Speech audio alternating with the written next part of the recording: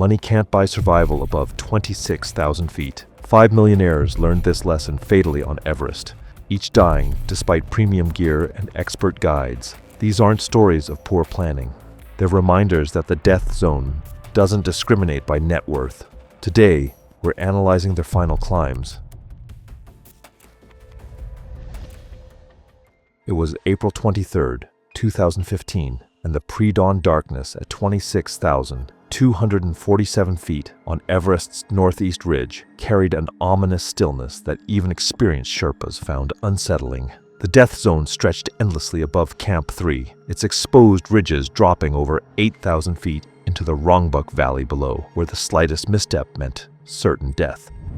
Donovan Ashworth, a 42-year-old software company founder worth $180 million, had built his reputation on aggressive business tactics and minimal patience for obstacles. After selling his company 6 months earlier, Ashworth decided to tackle Everest as the ultimate bucket list achievement. Ashworth had hired the most expensive guide service available, believing money could substitute for experience and proper acclimatization. Ashworth's motivation went beyond simple achievement. He viewed Everest as the ultimate test of his willpower and financial resources. He had specifically chosen the northeast ridge route because it was less commercialized than the south side, believing this would provide a more authentic experience worthy of his investment. He had paid $125,000 for the premium expedition package, including personal Sherpa support and the latest oxygen equipment, confident that superior resources would guarantee success. Ashworth's lead guide had repeatedly warned him about rushing the acclimatization schedule, but the entrepreneur insisted on maintaining his aggressive timeline. Other team members noticed his labored breathing and stumbling gait during the previous day's climb to Camp 3. Radio reports from base camp warned of an incoming weather system that would bring dangerous winds after sunrise. Experienced Sherpas expressed concerns about Ashworth's deteriorating condition, noting his confusion and inability to follow simple instructions. Despite clear altitude sickness symptoms and guide recommendations to descend, Ashworth demanded they continue toward the summit. The night before the summit push, Ashworth's oxygen saturation levels had dropped to 68%, dangerously low even for the death zone. His guide recommended an immediate descent to Camp 2 for recovery, but Ashworth refused, claiming he had invested too much time and money to quit when so close to the summit. Other expedition members noticed his increasingly erratic behavior, including difficulty with simple tasks like putting on his boots and confusion about basic safety procedures they had practiced repeatedly. The lead Sherpa privately expressed concerns to the guide about Ashworth's condition, noting that his stumbling gait and labored breathing indicated severe altitude sickness that would likely worsen with continued ascent. At 3:47 a.m. during the summit push, Ashworth's oxygen regulator malfunctioned 400 yards below the second step on the northeast ridge. The mechanical failure occurred in complete darkness, with only headlamps providing visibility in the howling wind. Ashworth attempted to fix the equipment himself, rather than waiting for his guide, becoming disoriented as oxygen deprivation affected his judgment. He stumbled approximately 15 feet from the fixed rope line, losing his footing on the icy ridge. The fall began with Ashworth tumbling backward into the void, his headlamp beam spinning wildly before disappearing into the darkness below. His lead Sherpa witnessed the initial fall and estimated a drop of over 2,000 feet down the mountain's north face. The entrepreneur's body struck multiple rock faces during the descent, each impact causing massive trauma as he accelerated toward the glacier below.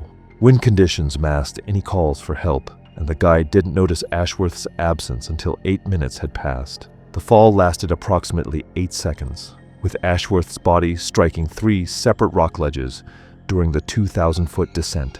Each impact caused massive trauma. The first broke his spine and ribs, the second shattered his pelvis and legs, and the final impact against the glacier crushed his skull and chest cavity. His oxygen tank, still strapped to his back, was crushed on impact with the rocks. The twisted metal scattered across the impact zone. The extreme cold immediately began freezing his blood, creating a grotesque ice sculpture where his body finally came to rest against a granite outcropping. His expensive climbing suit, torn to shreds during the fall, fluttered in the wind like prayer flags marking another death zone casualty. The Sherpa radioed base camp at 4:31 a.m. but helicopter rescue was impossible due to the extreme altitude and deteriorating weather conditions. Ground search teams faced a 6-hour delay before they could attempt to locate the body, limited by death zone conditions and an incoming storm system. The search area covered nearly a square mile of vertical terrain, making recovery efforts extremely dangerous for rescue personnel. Ashworth's body was recovered 3 days later at 23,400 feet, lodged against a rock outcropping on the mountain's north face. The medical examiner determined death resulted from catastrophic injuries sustained during the fall, with severe altitude sickness and oxygen system malfunction as underlying causes. Evidence included the malfunctioned oxygen regulator found on the ridge and GPS tracker data showing his fall path. Ashworth's family requested privacy during their grief. The incident led to stricter safety protocols being adopted by several expedition companies. It was May 11, 2016, and at 21,000 feet in Everest's Camp 2, the morning sun created deceptively comfortable conditions that masked the silent killer already taking hold in the thin air. The western CWM stretched like a massive amphitheater around the camp, its glacial walls reflecting sunlight that warmed the air to a misleading -10 degrees Fahrenheit. Celeste Whitmore, a 29-year-old pharmaceutical heiress who had inherited a $240 million fortune, represented everything admirable about wealthy climbers. Unlike many of her peers, Whitmore approached mountaineering with genuine humility and respect for the dangers involved. She had spent 2 years methodically completing guided expeditions on progressively difficult peaks, always following safety protocols and listening carefully to her guides. This Everest attempt honored her deceased father's climbing legacy as she worked toward completing the 7 summits in his memory. Whitmore's pharmaceutical expertise had shaped her climbing methodology. She approached each expedition like a clinical trial, studying every variable and following proven protocols with scientific precision. Her father's death in a mountaineering accident during her childhood had instilled both a deep respect for the mountains and an unwavering commitment to safety. The 7 Summits project served as her tribute to his memory, demonstrating that meticulous preparation and conservative decision-making could succeed where recklessness failed. Camp 2 sat in the western CWM at 21,000 feet, where oxygen levels dropped to 50% of sea level, and the human body struggled to maintain basic functions. Even experienced climbers suffered headaches, nausea, and coordination problems at this elevation. The camp's position required careful acclimatization, with most climbers spending multiple nights to adjust before attempting higher camps. Whitmore had followed every acclimatization protocol perfectly, taking the recommended rest days and ascending gradually as her guide suggested. The previous evening, she reported a mild headache to her tent partner, but attributed it to normal altitude effects. Her guide noted that she was following all safety procedures correctly and showed no obvious signs of distress. The morning of May 11th, Whitmore's vital signs appeared normal during the routine medical check, with oxygen saturation at 68%, good for Camp 2 elevation. She had eaten breakfast and participated in the morning briefing about weather conditions. Her tent partner noted that Whitmore seemed slightly quieter than usual, but attributed this to normal pre-climb anxiety. The expedition doctor later recalled that Whitmore had asked detailed questions about cerebral edema symptoms during their pre-climb medical briefing, demonstrating her awareness of high-altitude risks, even as her own genetic predisposition remained unknown. At 8:30 a.m. during a scheduled rest day, Whitmore began experiencing rapid neurological deterioration that her guides initially mistook for normal altitude adjustment. Her tent partner noticed she had missed breakfast, unusual for someone who maintained strict eating schedules. When they checked on her, Whitmore appeared confused and had difficulty coordinating simple movements, like putting on her boots. Her guide became seriously concerned when she couldn't remember basic safety procedures they had practiced repeatedly. The onset of acute cerebral edema occurred at 8:45 a.m., causing rapid brain swelling that overwhelmed her body's ability to compensate. Whitmore's condition progressed faster than evacuation procedures could be implemented, with severe headaches and vomiting developing within minutes.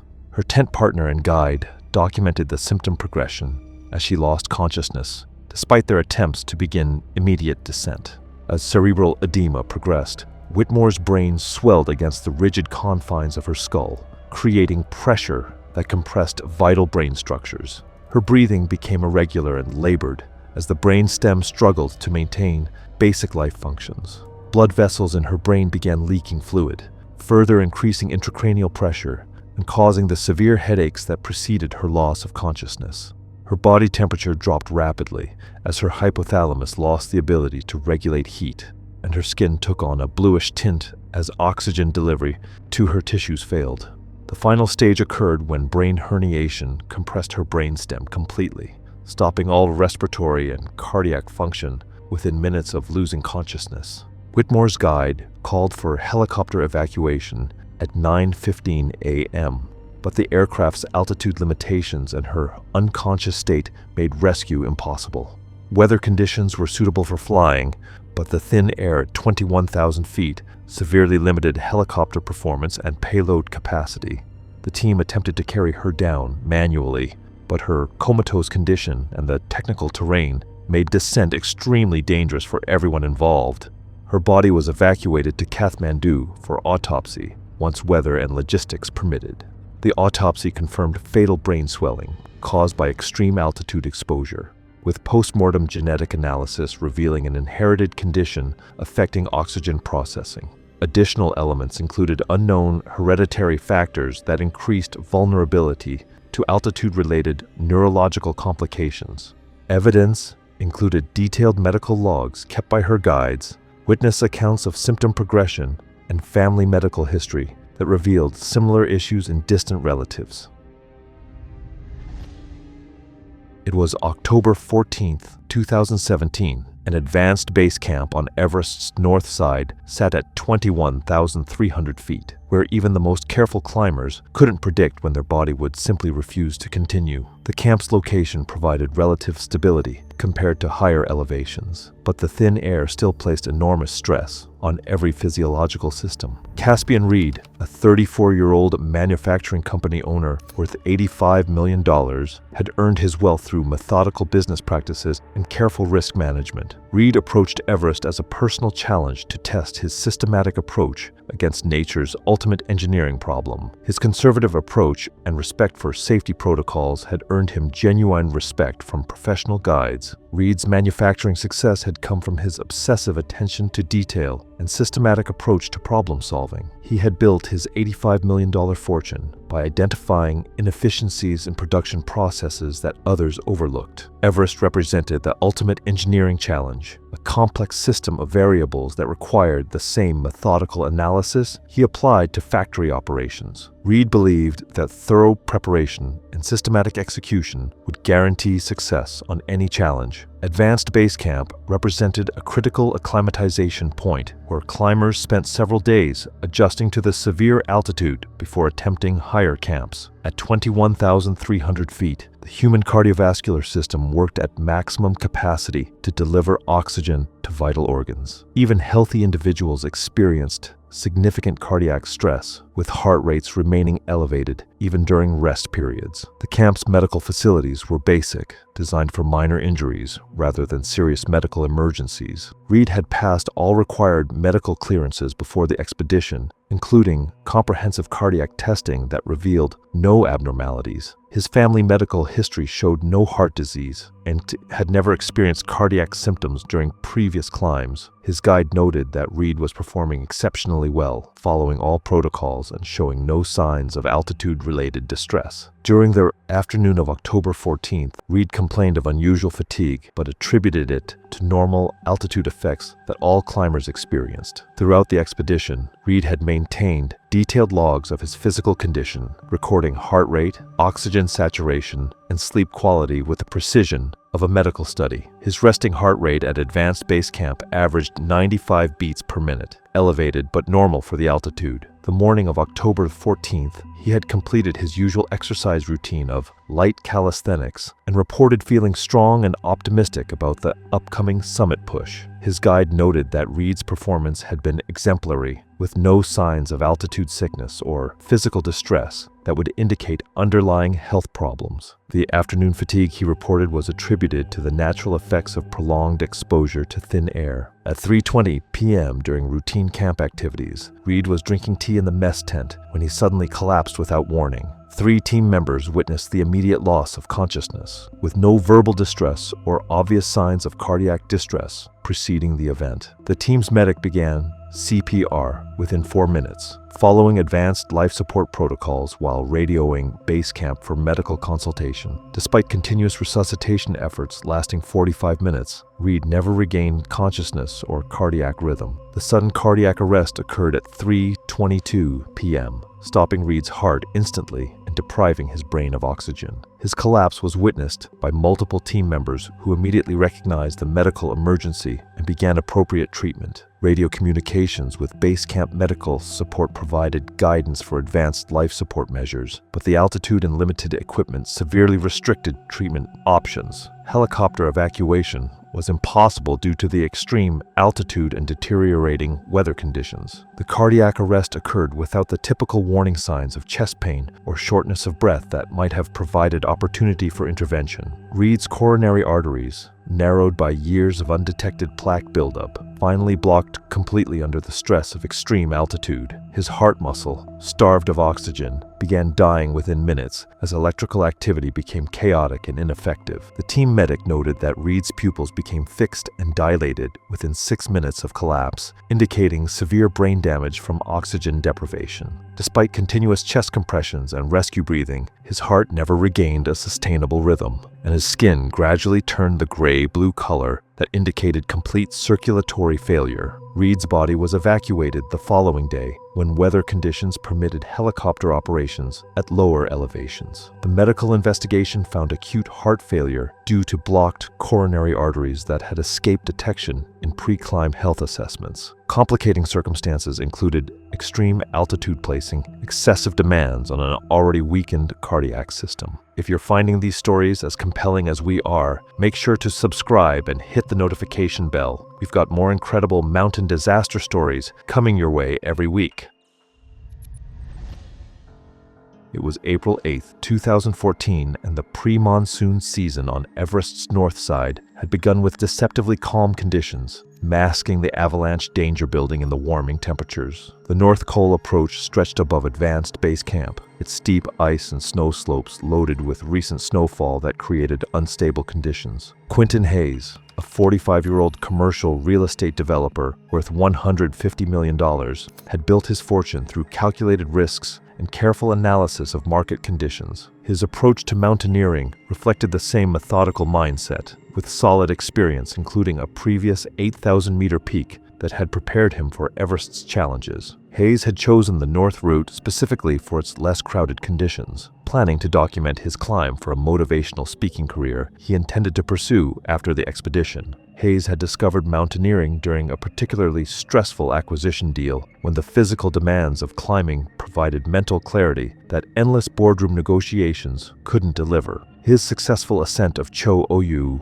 had given him confidence that his analytical mindset would serve him well in high-altitude environments. This Everest expedition would serve as the foundation for his planned transition into motivational speaking, combining his business acumen with high-altitude achievement. The North Col route required crossing steep slopes where wind-loaded snow created significant avalanche hazards during warming periods. April represented the beginning of the pre-monsoon season, when daytime temperatures could rise dramatically and destabilize snow layers that had accumulated during winter storms. Recent snowfall over existing ice layers had created the classic conditions for slab avalanche formation. Morning avalanche bulletins had rated conditions as considerable risk, warning climbers about recent avalanche debris in adjacent couloirs and unstable snow conditions on north-facing slopes. Weather reports from base camp indicated deteriorating snow stability and advised against ascending that day. Other expeditions had turned back earlier in the day after assessing the deteriorating snow stability. Despite these warnings, Hayes insisted on maintaining his planned schedule, believing his experience and the guide's skills could manage the risks. Hayes had studied the avalanche bulletin carefully and discussed the risks with his guide but ultimately decided that their early start time would allow them to complete the dangerous section before peak heating occurred. Other expedition leaders in base camp had made radio calls warning about observed avalanche activity in adjacent valleys, with several natural slides occurring during the previous 24 hours. Hayes's guide had suggested waiting an additional day for conditions to stabilize, but Hayes argued that weather windows were limited, and delays could force them to abandon the summit attempt entirely. At 2:15 p.m. during the afternoon descent from the North Col, warming temperatures had destabilized the snowpack above the climbing route. Hayes was descending at 22,800 feet when a 300-yard-wide slab avalanche released above the climbing team at 2:17 p.m.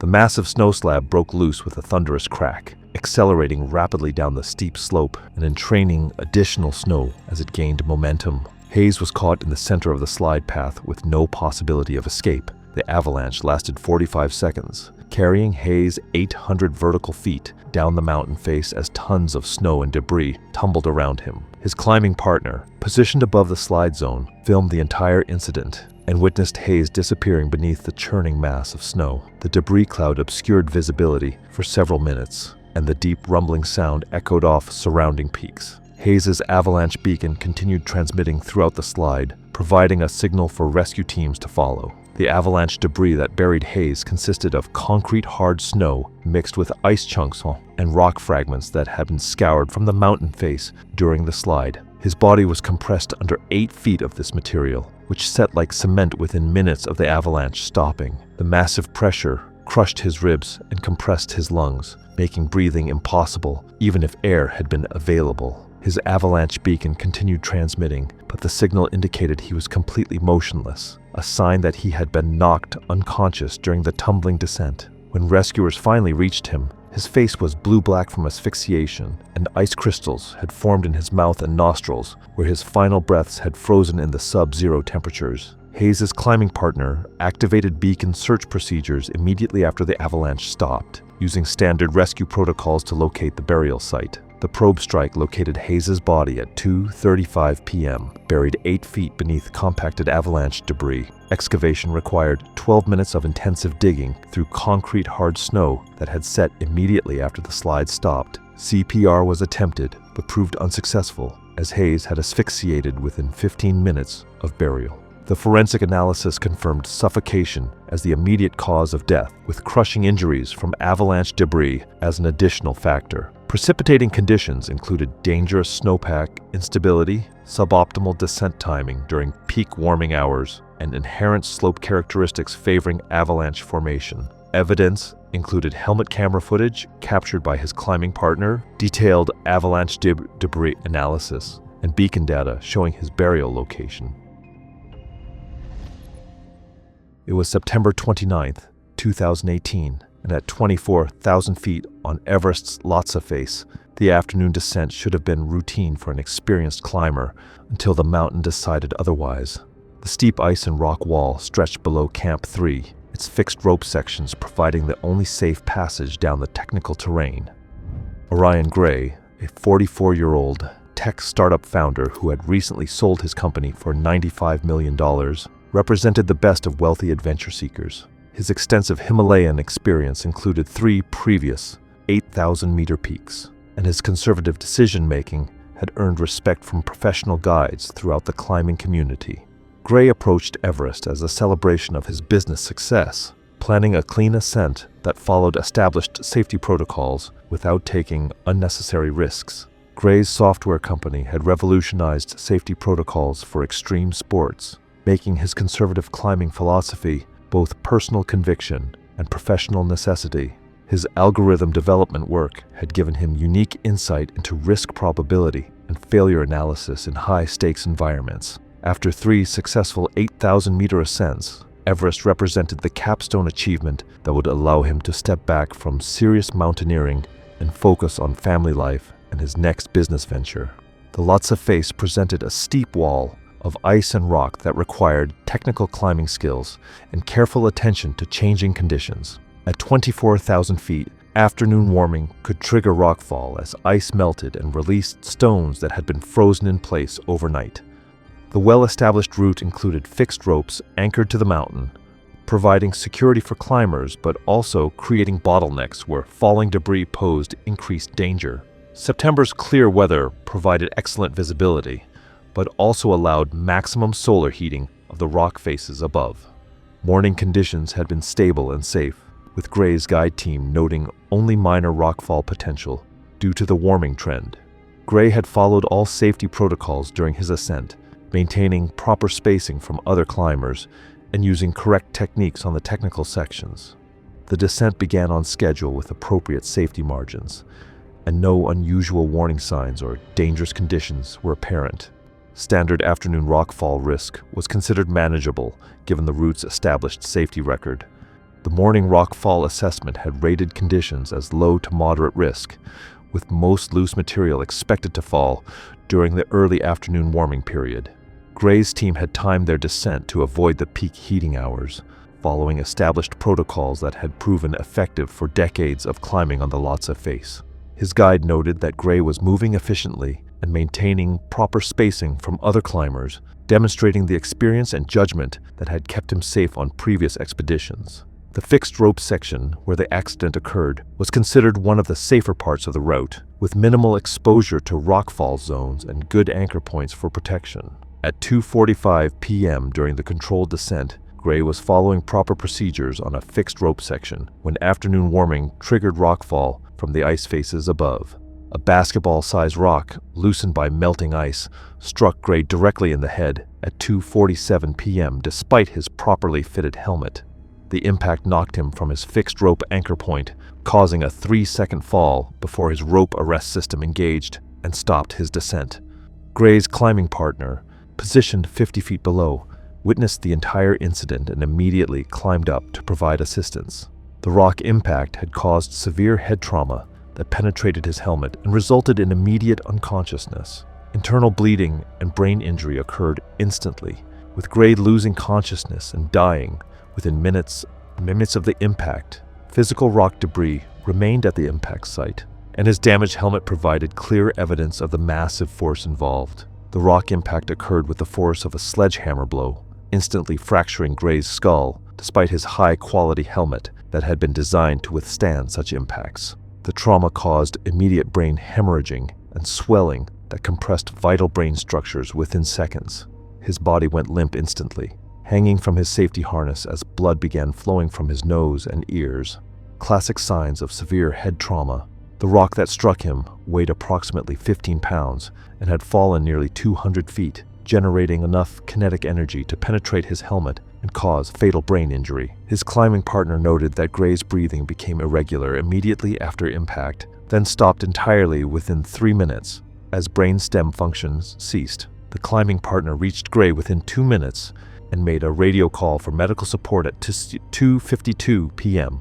Helicopter evacuation was attempted but proved unnecessary, as Gray had died from his injuries before rescue could be implemented. His body was secured and evacuated the same day, with recovery operations proceeding smoothly due to the accessible location and good weather conditions. The autopsy confirmed fatal skull fractures caused by falling rock debris. Secondary factors included natural stone displacement due to ice melt, unpredictable timing of rockfall events, and exposure to overhead hazards on technical terrain. Evidence included damaged safety equipment, detailed witness testimony from his climbing partner, and physical debris analysis that confirmed the rock's origin point. His family declined to comment publicly about the incident. Thanks for watching. If you like these stories, click here.